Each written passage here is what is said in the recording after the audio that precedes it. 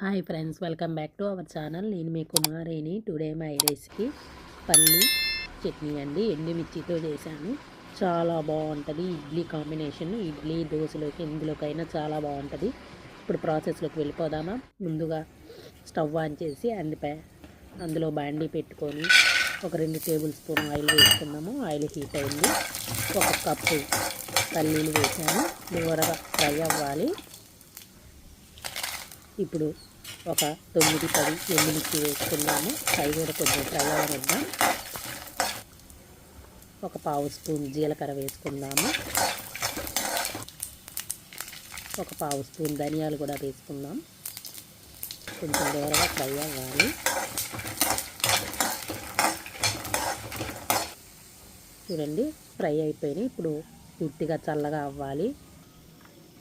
కొంచెం చింతపండు నానబెట్టుకున్నానండి. ఇప్పుడు మొత్తం మిక్సీకి వేసుకుందాం. పూర్తిగా చల్లగా అయిపోయినాయి. ఒక 5 వెల్లుల్లి రెబ్బలు, కొంచెం ఉప్పు వేసుకున్నాను. మిక్సీకి వేసుకుందాము. చూడండి, ఇప్పుడు కొంచెం పులుసు వేసుకున్నాను, చింతపండు పులుసు. మొత్తం ఫైన్గా గ్రైండ్ చేసుకుందాం. చూడండి, ఇలా అయింది. ఇప్పుడు మనం పోపు వేసుకుందాము.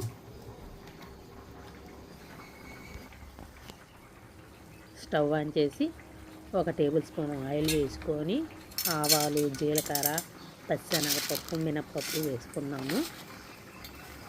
కొంచెం కలర్ చేంజ్ అవ్వాలి.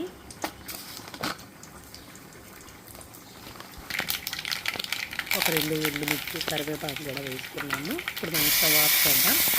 పోపు మొత్తం చట్నీలో వేసుకున్నాము. అంతే, చట్నీ రెడీ అయిపోయింది. Thanks for watching.